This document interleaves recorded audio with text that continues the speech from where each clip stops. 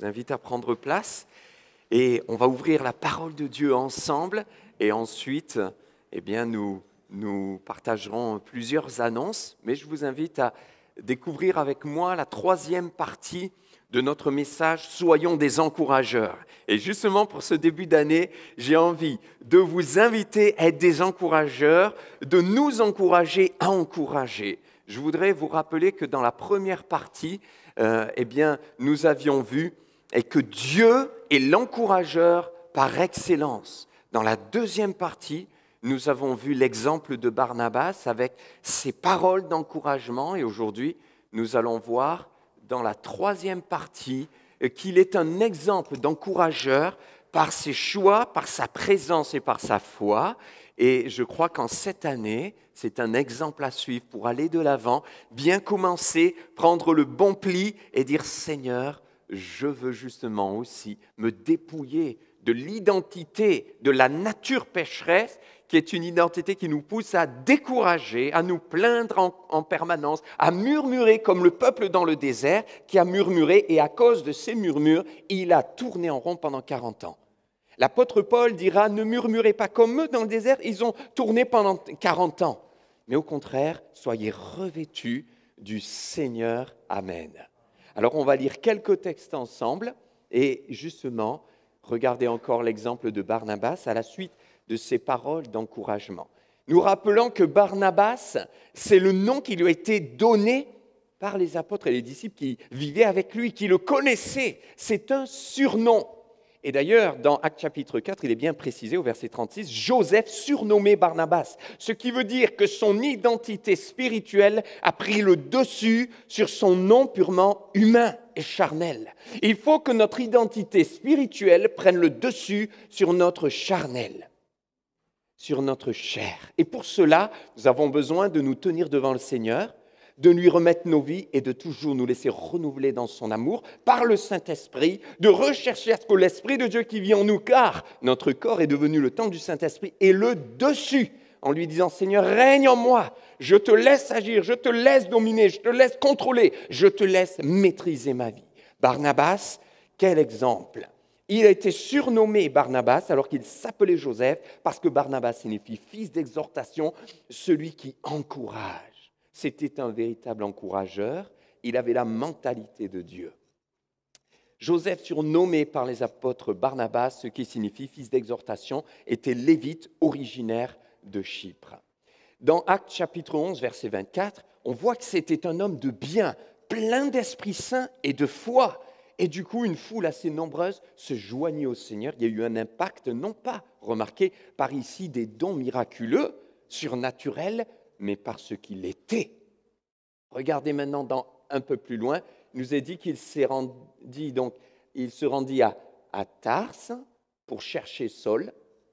Et quand il s'est rendu à Tarse pour chercher Saul, qui est devenu l'apôtre Paul, eh bien, nous voyons qu'il a été un encourageur par sa présence. On va le revoir tout à l'heure. J'avance sur la vie de Barnabas avant de revenir à tous les points. Quelques jours s'écoulèrent après lesquels Paul dit à Barnabas « Retournons visiter les frères dans toutes les villes où nous avons annoncé la parole du Seigneur pour voir en quel état ils sont. » Alors, Paul et Barnabas font chemin ensemble à ce moment-là. On est au cœur du deuxième voyage missionnaire et ils se disent « On va aller encourager les frères et sœurs des églises qui sont nées depuis la propagation de l'Évangile et la puissance du Saint-Esprit qui est venue suite à la persécution qui a mené la dispersion des chrétiens. » Et regardez ce qui s'est passé. Barnabas voulait emmener aussi Jean, surnommé Marc. Mais Paul jugea plus convenable de ne pas prendre avec eux celui qui les avait quittés depuis la Pamphylie et qui ne les avait point accompagnés dans leur œuvre. Ce dissentiment fut assez vif pour être cause qu'ils se séparèrent l'un de l'autre. Paul et Barnabas, alors qu'ils avaient été compagnons d'œuvre, très proches. Et Barnabas, prenant Marc avec lui, s'embarqua pour l'île de Chypre. Paul fit le choix de Silas et partit, recommandé par les frères à la grâce du Seigneur. Il parcourut la Syrie et la Cilicie, fortifiant les églises. On va revenir à tous ces textes, mais voyez-vous, il y a eu un moment donné eh bien, une vive discussion. Il y a eu une séparation entre Paul et Barnabas, et il y a tout un enseignement à tirer de là. Barnabas, je le rappelle, était un homme de bien, plein d'Esprit Saint et de foi. Le premier point que je voudrais voir, et le diapo va s'afficher, c'est que Barnabas a été un encourageur, tout d'abord par ses choix. On avait vu par ses paroles. Et c'est vrai que par les paroles, on peut encourager, faire du bien.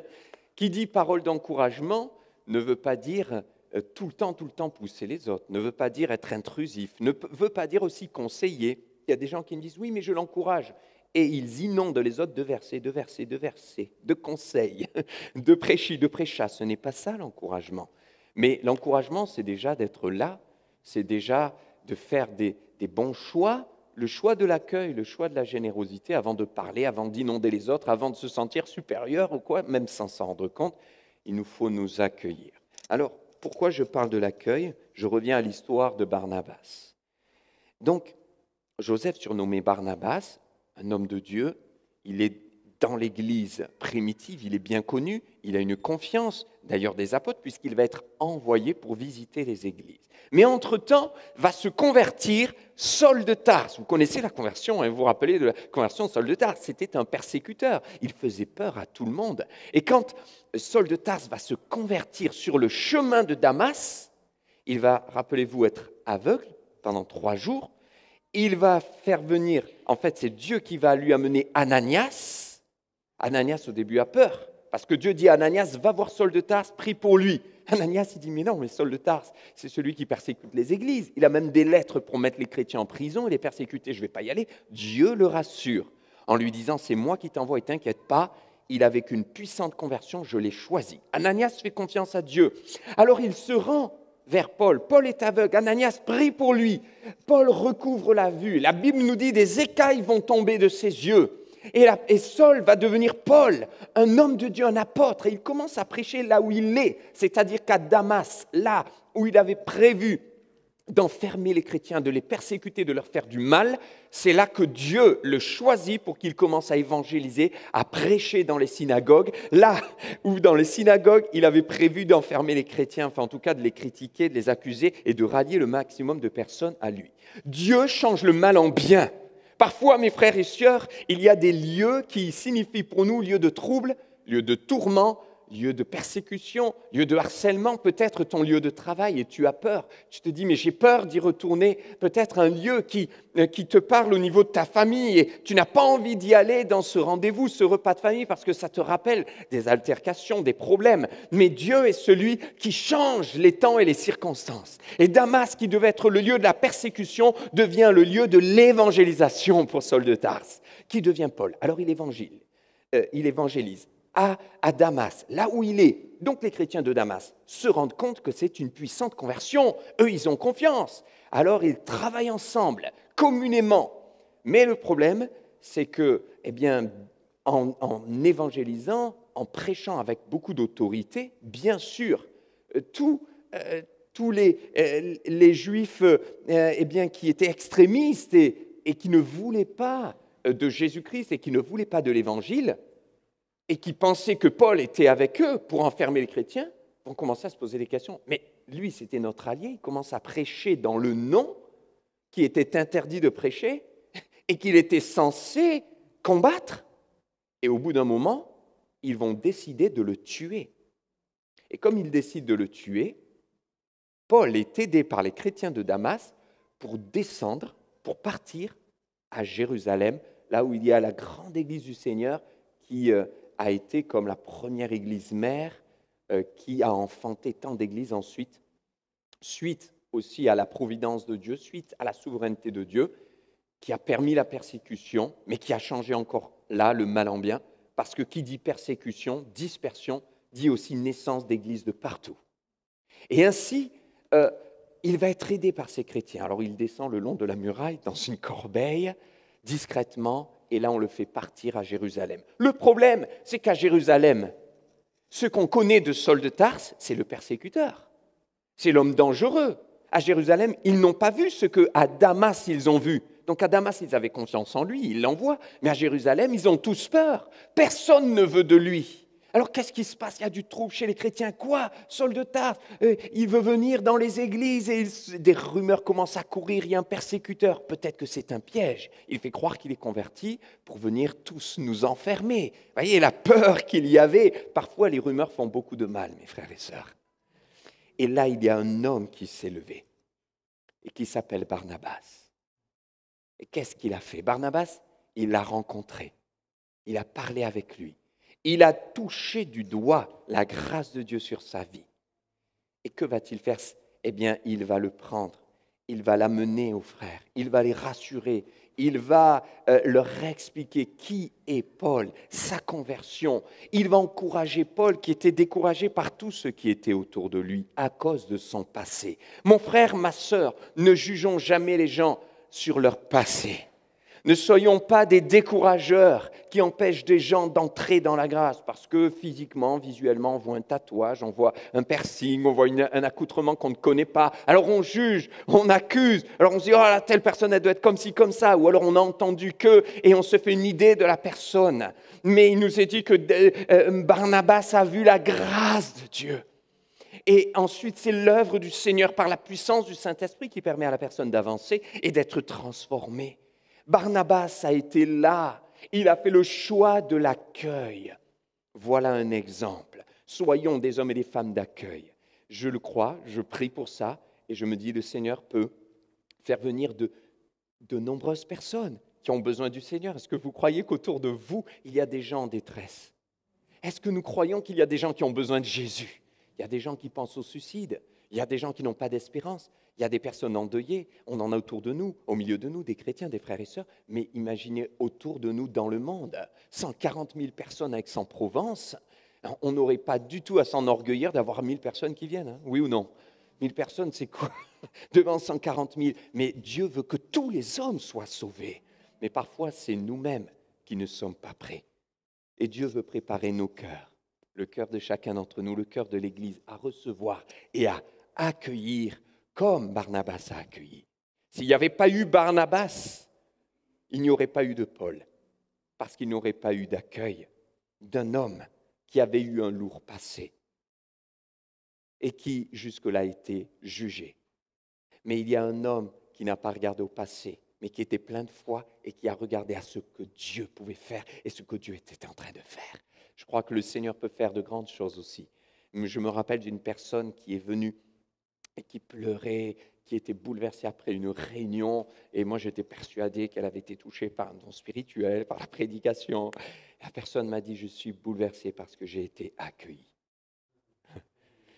Depuis que je suis petite, je n'ai jamais été aimé. Et aujourd'hui, je me suis senti aimé, mais j'ai vu que c'était vrai. On ne me connaissait pas, on m'a demandé comment je m'appelais, on est venu vers moi. On a vu que j'étais triste, on m'a demandé si j'avais besoin de boire un verre d'eau. Mes frères et sœurs, c'est ce que nous devons vivre. Il y a un service d'accueil et gloire à Dieu, mais nous devons tous être dans l'accueil. Nous devons tous avoir cet amour. Et l'encourageur, par excellence, c'est d'abord quelqu'un qui est renouvelé dans son amour. C'est le cœur qui me pousse à bénir et encourager. Voyez, on peut encourager par des paroles, mais on peut encourager par un accueil. Et être accueilli, qu'est-ce que ça fait du bien, c'est encourageant. Soyons des encourageurs comme Barnabas qui a su et qui était généreux, qui a su donner de lui-même, donner de son temps.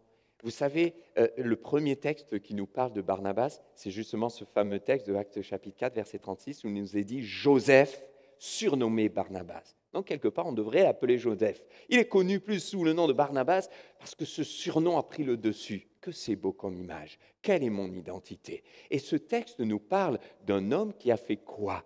Qui est venu et qui a donné l'argent de tout son champ afin de mettre en commun les biens et de bénir les pauvres qu'il y avait dans la communauté chrétienne. Et il s'est dit, moi j'ai plus que certains, je ne vais pas me dépouiller au point de devenir misérable, mais ce que je peux, je vais le faire, ce que je peux donner, je vais le donner, et il l'a fait, c'était une grande bénédiction. Vous savez, c'est suite à ce texte qu'il y a le fameux passage terrible du jugement de Dieu sur Ananias et Saphira. Vous connaissez? terrible. Ananias et Saphira ont vendu leur champ, ils ont récolté l'argent, et ensuite ils sont allés l'apporter aux apôtres, et notamment à Pierre, et ils lui ont dit, Pierre, voici tout l'argent du champ. Pierre a dit, mais d'accord, est-ce que vraiment vous l'avez vendu à ce prix-là? C'est tout l'argent? Oui, oui, c'est tout l'argent. La Bible nous dit qu'ils ont menti, ils ont caché, ils ont gardé une partie, et en fait ce n'était que la moitié. Et là, Pierre leur dira, ce n'est pas des hommes, mais c'est au Saint-Esprit que vous avez menti. Et pourquoi ont-ils fait cela?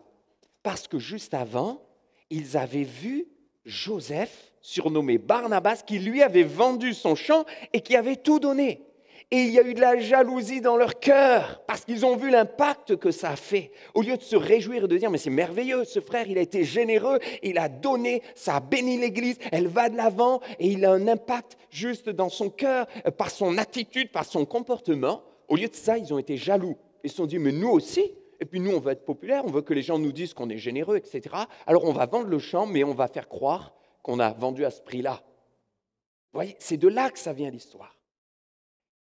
Sauf que lui, Barnabas, était intègre et qu'il a tout donné parce qu'il ne voulait pas cacher à Dieu, il le faisait de tout son cœur. C'était un homme généreux.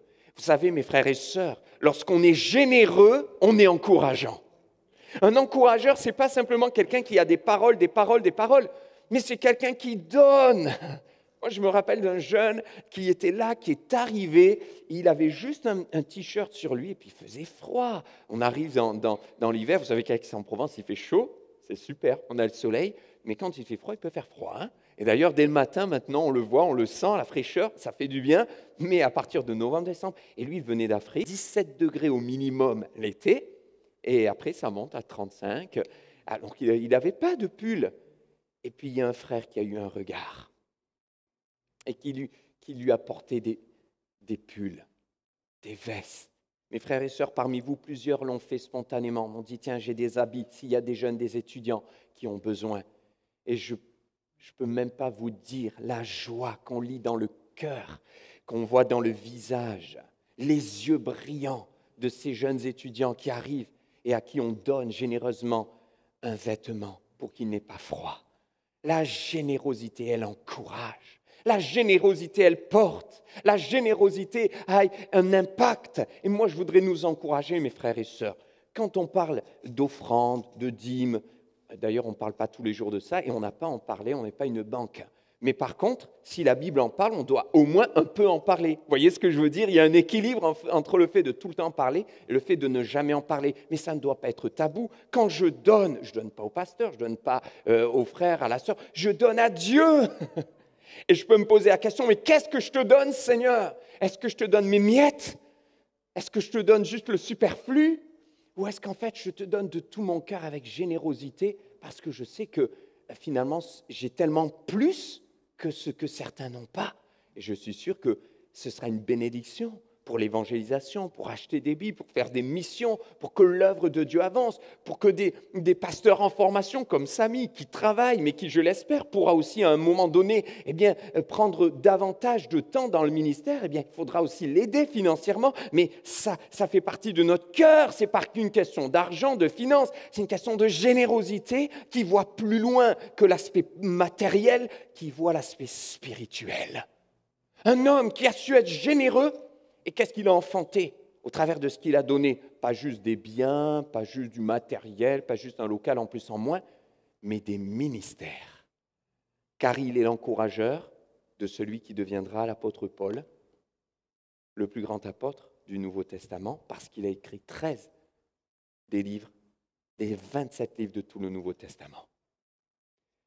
Barnabas, un encourageur par sa présence.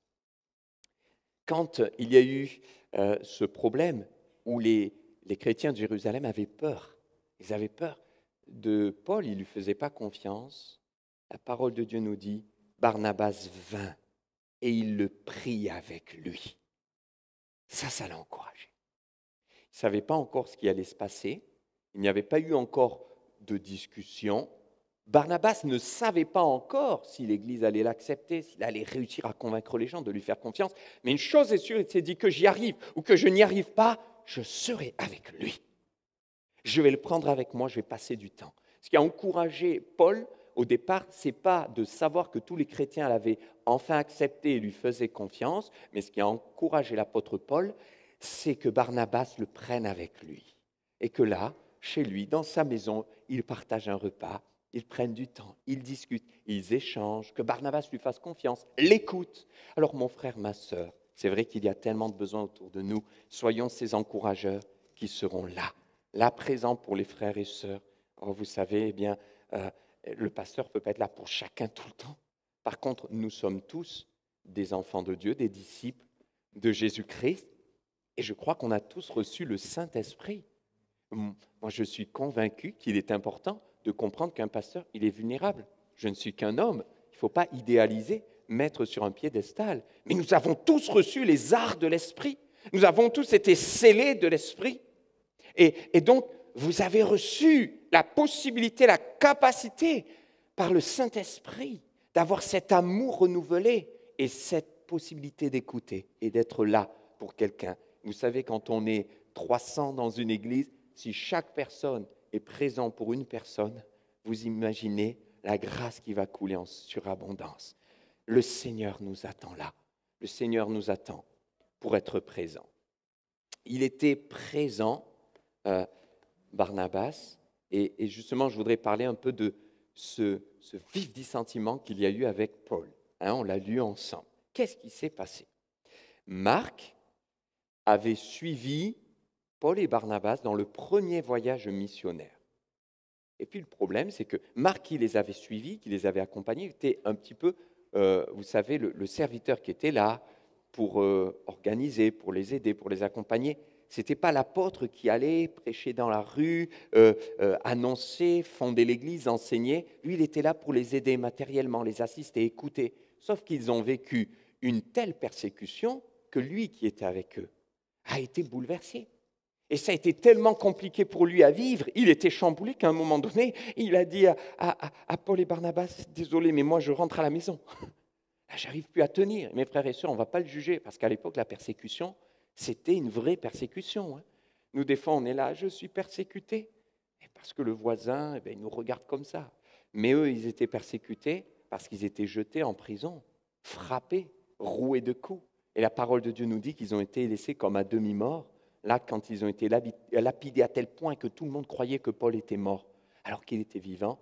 Et d'ailleurs, le Seigneur l'avait gardé malgré ce qu'il avait vécu. Donc Marc a été tellement chamboulé qu'à un moment donné, dans le premier voyage missionnaire, il est parti.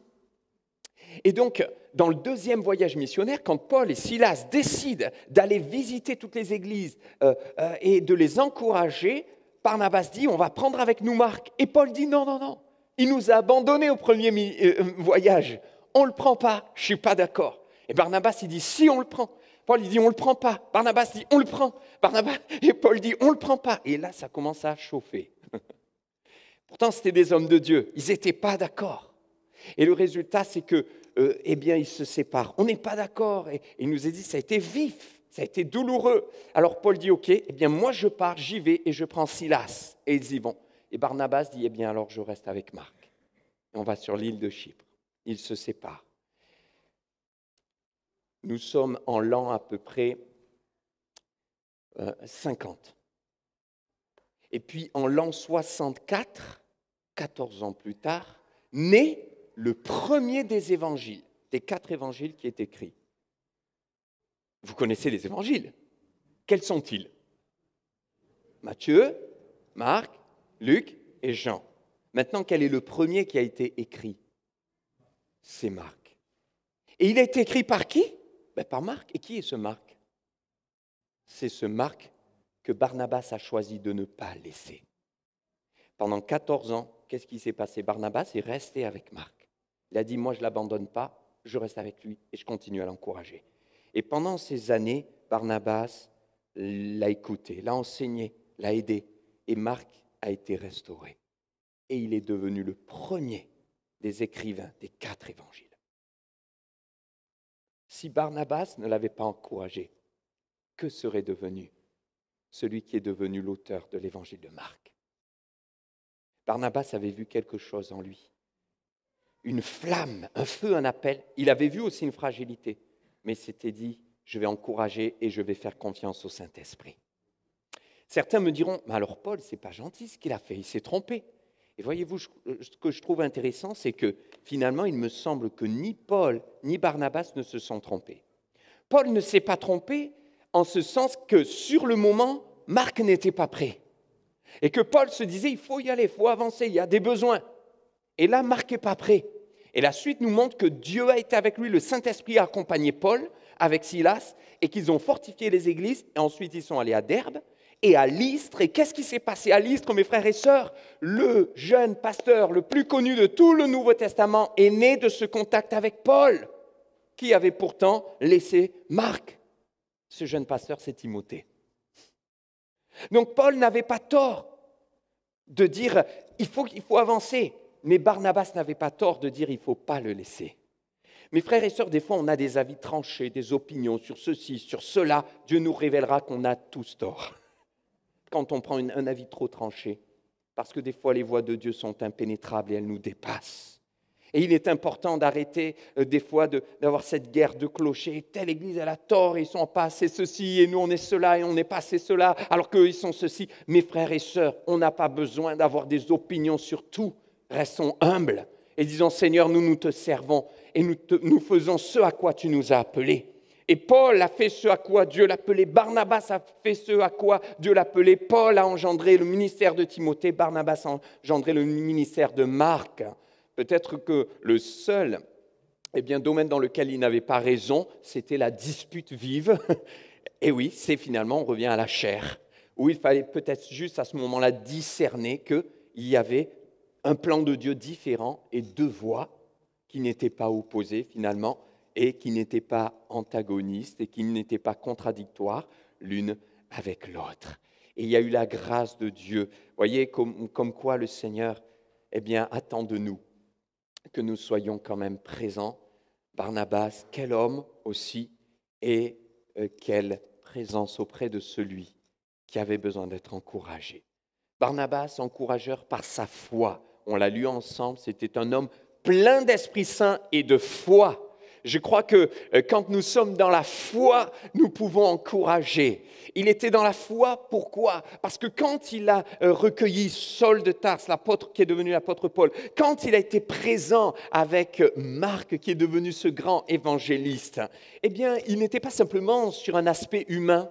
Ce n'était pas du sentimentalisme, pas du tout. Il ne se disait pas, oh le pauvre ou quoi. Non, il était dans la foi. Il savait discerner en cet homme, quelqu'un qui était appelé à vivre de grandes choses. Mon frère, ma sœur, le juste vivra par sa foi. Nous avons reçu le Saint-Esprit. Marchons par la foi. Quand nous sommes dans de vrais encourageurs de Dieu, ce n'est pas juste du sentimentalisme. Ce n'est pas le fait d'avoir la tête dans le ciel et les pieds dans le ciel. On a la tête dans le ciel, mais les pieds sur terre. On voit les situations, on est réaliste, on voit les souffrances, les difficultés, les problèmes, on ne ferme pas les yeux sur cela, on se repent, on revient au pied de la croix, on confesse nos péchés, on voit qu'il y a des problèmes, on essaie de les résoudre. C'est une réalité, on a les pieds sur terre, mais on a aussi la tête dans le ciel. Et de voir que de quelque chose de petit, Dieu peut faire naître du grand. De quelqu'un qui était jugé, Dieu peut faire de lui un grand apôtre. De quelqu'un qui était prêt à être abandonné, Dieu fait de lui un évangéliste. De quelqu'un qui semble en apparence tellement loin de Dieu, Dieu peut faire de lui même un berger. De quelqu'un qui était brisé, Dieu peut faire un vase d'honneur, d'un usage noble, utile entre les mains de son maître.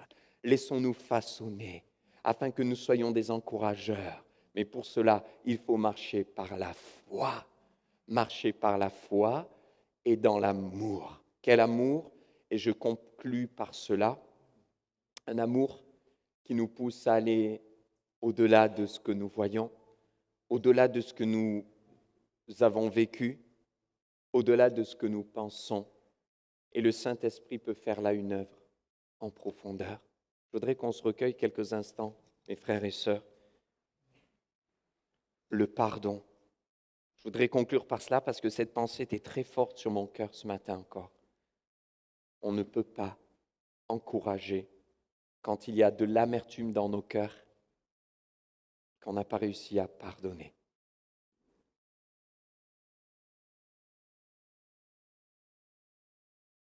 On ne peut pas être cet encourageur si on est rempli de cette rancune et qu'on ne la dépose pas au pied de la croix.